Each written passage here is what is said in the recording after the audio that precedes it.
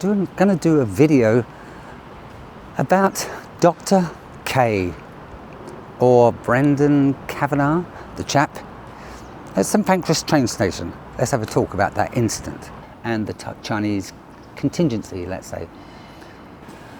So without being too facetious, here I am stuck in a country where there's very little to no freedom. So as we know, there was several Chinese at St Pancras station, and they was doing a video themselves for a media company, and in the process they came along a gentleman by the name of Brendan Kavanagh playing his piano, and Brendan kept saying, "Oh, are you Japanese, you Japanese?" when they clearly said to him several times, "We're Chinese." Their request was, "Don't film us, don't upload the video of us," and as a result, Brendan said, "Well, this is a free country," and he's absolutely correct. You do have the right to make videos in public, and if anyone doesn't want to be in that video, then get out of the camera shot as quick as possible. It's quite simple, really. So Brendan's correct. They had a debate.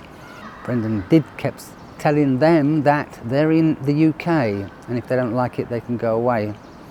And he said, "You're not in China now." Yeah, obviously they know they're not in China. They live and work in the UK. They know that. And then they jumped on the bandwagon because they know Western culture is, "Oh, you're racist." So they used the racist claim. There was nothing at all racist about Brendan's claims. There isn't, however. You can't talk in the way I'm talking and expect there not to be a however. And here we go. However, those individual Chinese are not a clear representation of the Chinese people that you meet in China. But they are, in fact, a representation of many people that you will meet around the world and in your life. Some people do blow off the handle rather quick. Let's say the Karens of the world, or the Kevins. And these guys from China, they did exactly that. And they are paying the price on social media. They are being ridiculed by the Chinese all over the country. And why not? People have done some research on them, found out their information, where they're from, where they're working. And yes, they're having a pretty rough time because of that outburst. Brendan is having a very good time. Immediately after the incident, he uploaded several videos on the same subject.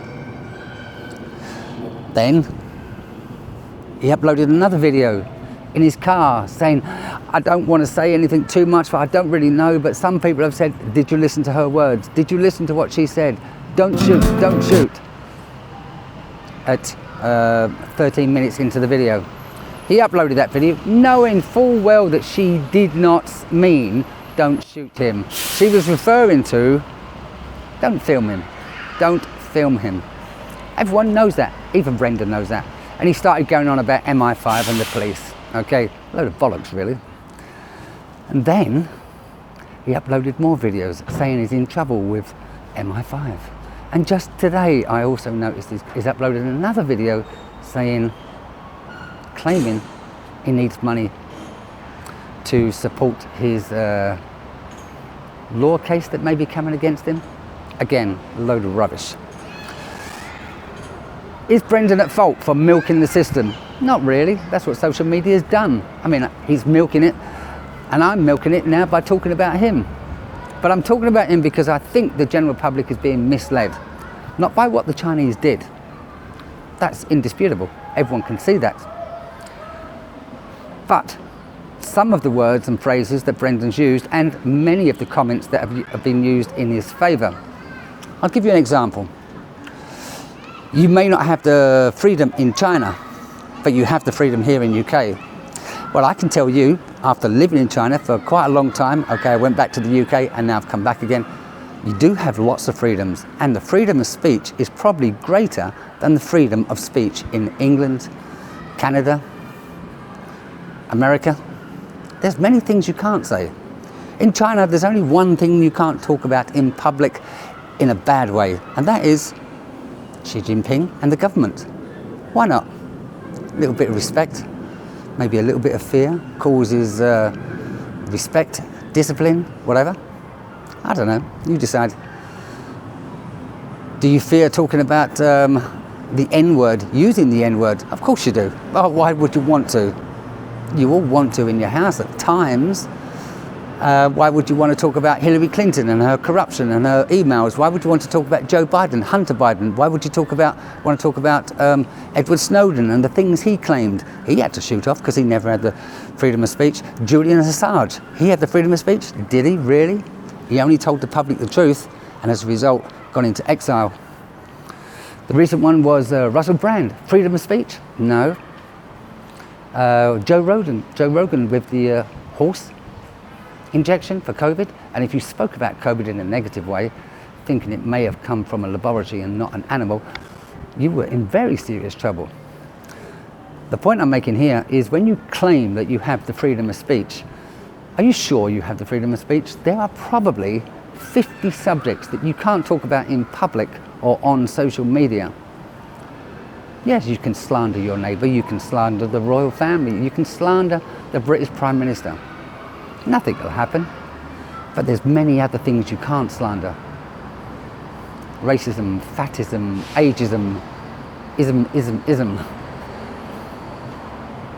Those things do not matter in China. If you want to talk about something of any one of those in that kind of nature, then you can.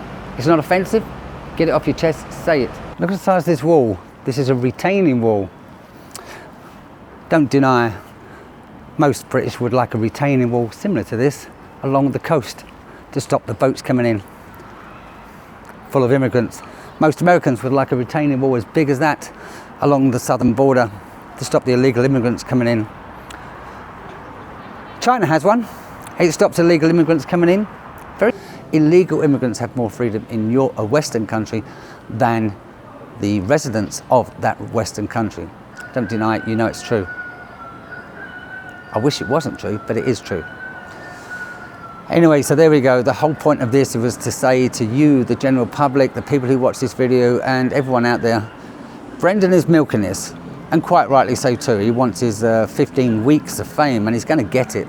He may even become extremely wealthy because he's asking you to donate money to him now because he's got to finance some kind of law case against him. It's not going to happen. Remember, he kept saying to people, oh, they're going to download my video. YouTube's going to shut it down. He wanted to be famous for being shut down. He wanted to be an Edward Snowden. He wanted to be a Julian Assange, Russell Brand. He wanted to be one of those characters. Oh yeah, I've been shut down. Okay, load of bollocks really. He just wants your sympathy. All right? He plays the piano, not the violin. He's a good piano player. He's also a very good shit stirrer. Please don't think for one moment those Chinese represent the 1.4 billion people in China. Your government, my government, have made a lot of issue about China. In China, you do have a lot of freedom. I'm happy to be here. I hope to stay here for many, many years if I can, and just come back and visit the UK. Oh, here's another thing. If you decide, all right, I'm going to get up and go to Thailand, say one thing about the King of Thailand. One thing in public, and you'll be in prison. That's how quick it happens. Yeah. So, lovely place, Thailand, but everyone knows the rules there. Take care, all the best. Thank you very much for watching, and I'm going to let Russell Brand say goodbye. Stay free. Let me know what you think. More important than any of that, please stay free.